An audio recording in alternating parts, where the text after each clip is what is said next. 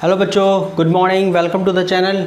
बच्चों ऐसा है कि आज हम करेंगे कन्वर्स ऑफ बीपीटी यानी कि थेल्स थ्योरम का कन्वर्स करेंगे। मैंने आपको करवा दिया थेल्स थ्योरम, डिटेल में मैंने करवा दी है। तो पहले तो मैं आप बोल दूं आपको complete math course for 9th and 10th series में आपका स्वागत है। और ये मैं देखो ये ब्लैक बोर्ड रहा, मेरे हाथ में चौक रहे और आप जैसा इंटेलिजेंट बच्चा रहा।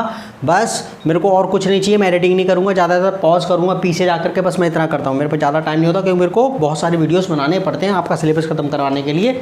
और मेरे प्यारे बच्चों प्लीज़ चैनल को सब्सक्राइब कर देना, लाइक और कमेंट बनता है, और शेयर ठीक है, शेयर पक्का कर देना। I will get more subscribers. अच्छा देखो इसमें क्या कहता है, converse of BPT Thales theorem क्या कहती है, if a line divides any two sides of a triangle in the same ratio, कि अगर कोई लाइन ट्रायंगल की दो साइड को इक्वल रेशो में काटती है, the line is then the line is parallel to the third side.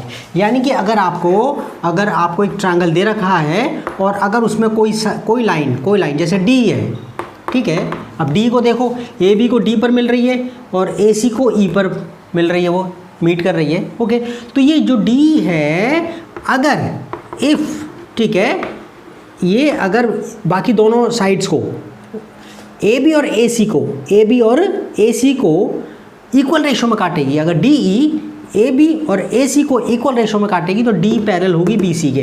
तो कहता है if A D upon D B equal to, मैं आपको मतलब बता दूं थ्योरम का, ए ई अपॉन ई सी है, देन तब डी ई पैरेलल होगी बी सी के। ये कन्वर्स ये कहती है।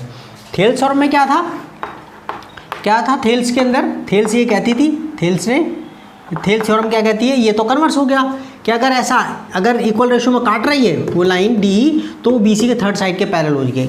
लेकिन यहाँ पर क्या दे रखा था कि अगर आपका जो है अगर आप किसी ट्रायंगल में किसी एक साइड के पैरेलल लाइन खींचो अगर आप, ठीक है, ये तो डी ई कहता है इफ़ डी ई पैरेलल है बी सी के, ये डी ई अगर पैरेलल है बी सी के तो बाकी दोनों साइड ए बी और ए सी को इक्वल रेशो में काटेगी, ठीक है।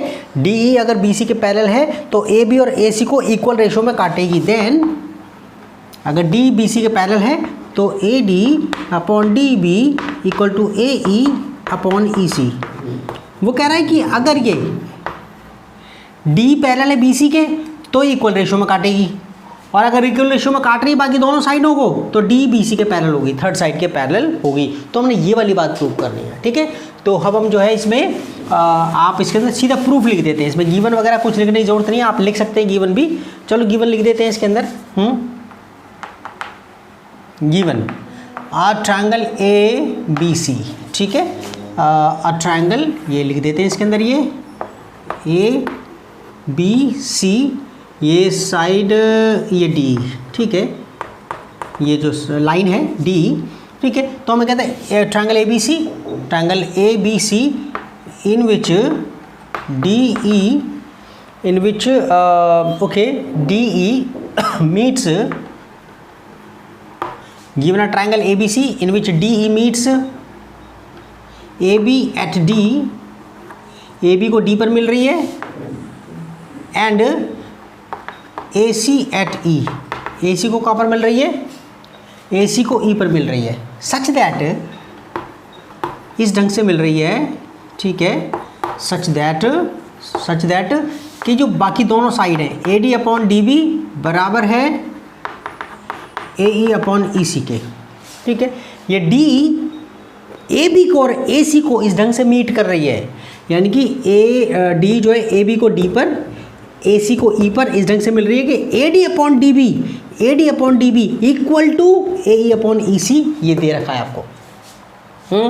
तो आपको टू प्रूव क्या करना है बच्चों, प्रूव आपको करना है कि DE पैरेलल है BC के, ठीक है। तो यहाँ पर आप जो है अब आप सीधा प्रूफ लिख सकते हैं। तो यहाँ पर आपका यहाँ कंस्ट्रक्शन या प्रूफ लिख दो, इसमें कंस्ट्रक्शन लिख दो, ठीक है ना। कहता है if DE not parallel, DE is not parallel to BC, ठीक है। तो कहता है if a line divides any two sides of a triangle in the same ratio then the line is, यानी कि जो लाइन है BC की, यानी कि थर्ड साइड ये हो गई ना, ए बी और ए सी को छोड़ दूँ तो बी सी थर्ड साइड हो गई ना, बी सी क्या हो गई, थर्ड साइड। तो ये हमने प्रूव करना है कि डी बी सी के पैरेलल है।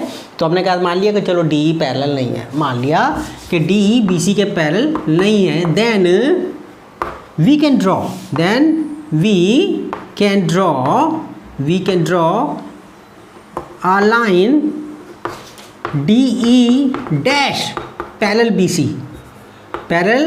BC, ठीक है। हम D डैश पैरेलल खींच सकते हैं BC के, सच दैट, वो आगे लिखने दीजिए, इतना दैट्स ऑल, इतना बहुत है इसके अंदर कंस्ट्रक्शन। अब प्रूफ देखो, प्रूफ देखना, प्रूफ में अच्छा आप देखो, अब आपको ये तो हमें पता ही है AD upon DB equal to AE upon EC हमें दे रखा है, ठीक है, गिवन है, ये गिवन है आपको। AD upon DB equal to AE upon EC आपको दे रखा है, उसने क्या है, उससे दिया हुआ है आपको। AD upon DB equal to AE upon EC उसने दिया हुआ है आपको, दिया हुआ है ना।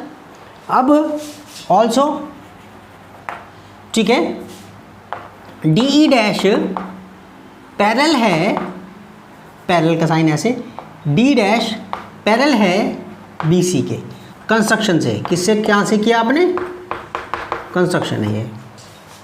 D डैश आप एक लाइन खींच लो, ये लाइन खींच ली, ये, ठीक है। D डैश देख लो, D डैश दिख रहा होगा इसमें, ये रहा, D डैश मान लो पैरेलल है, D डैश पैरेलल है BC के, कंस्ट्रक्शन कर दिया आपने। जैसे ही आपने कंस्ट्रक्शन कर दी तो इसका मतलब क्या हो गया, इस पर BPT लग जाएगी, क्या लग जाएगी इसमें, आपको पता है BPT क्या कहती है, BPT थ्योरम यही कहती है ना कि अगर किसी ट्रायंगल में किसी एक साइड के पैरेलल आप लाइन खींच दो, ये तो कहती है कि सोच कर देखो D डैश BC के पैरेलल है तो बाकी दोनों साइड जो बची हैं AB और AC इनको इक्वल रेशो में काटेगी, क्या काटेगी, इक्वल रेशो में काटेगी, यानी कि AD upon DB equal to AE upon AD dash upon E dash C, ये तो ठीक है ना। तो ये आपका ये बराबर हो जाएंगे AD, ठीक है ना, अपॉन DB,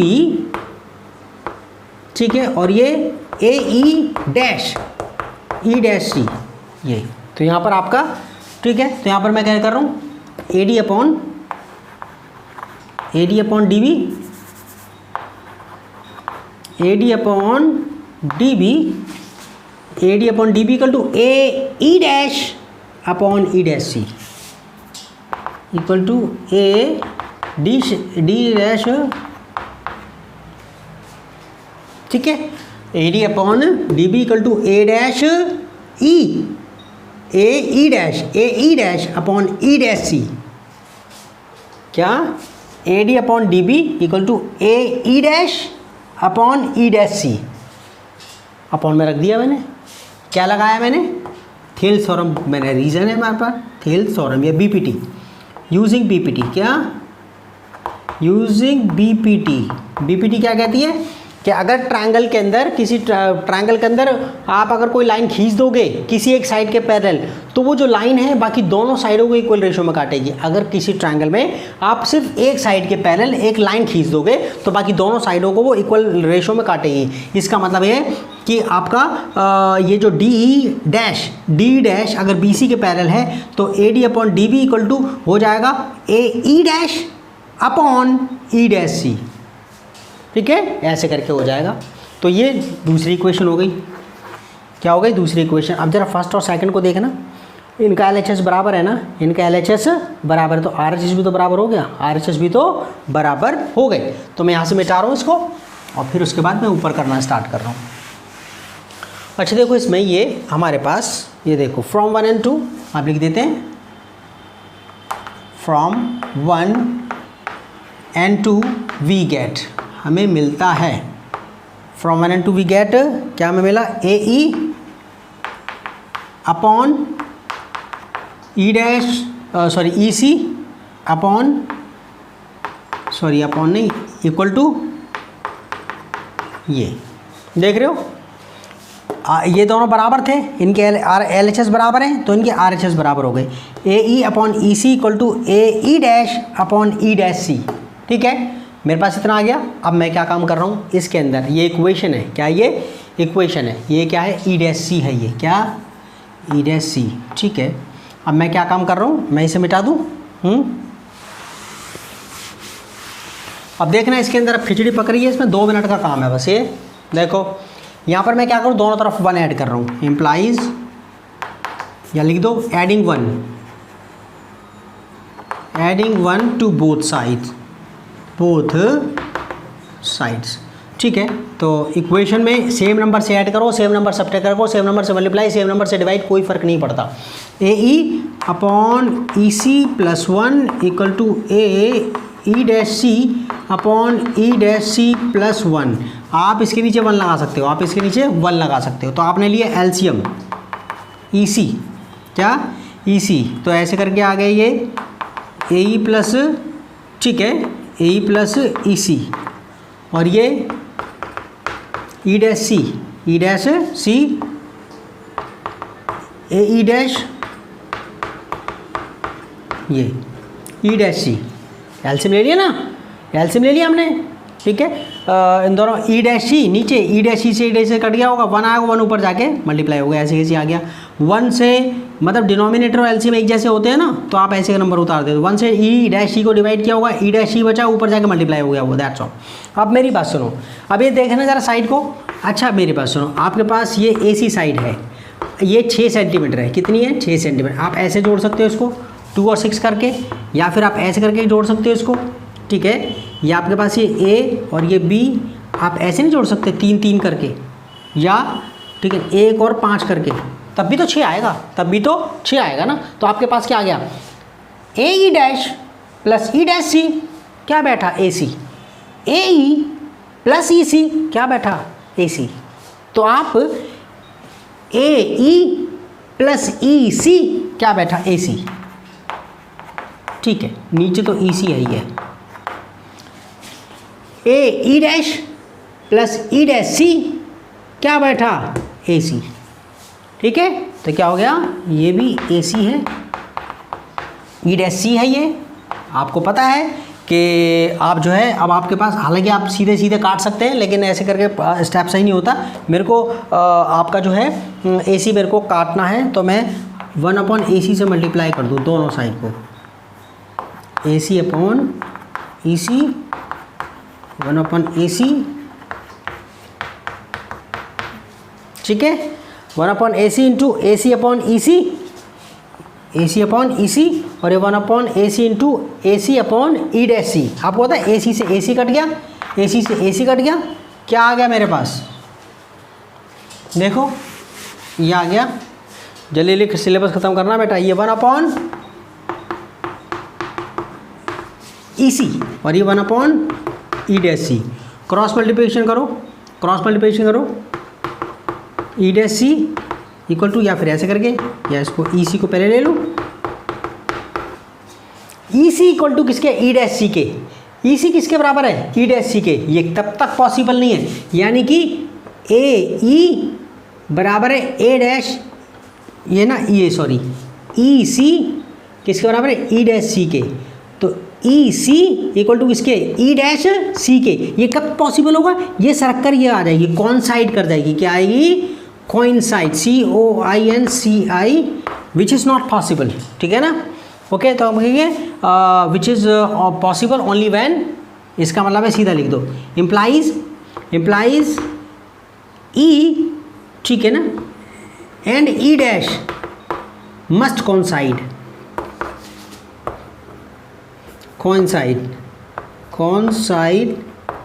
यानी कि एक ही है ये, ई और ई डैश एक ही है, ई और ई डैश एक ही है। इम्प्लाइज जब ई और ई डैश एक ही है, तो इसका मतलब DE पैरेलल है BC के।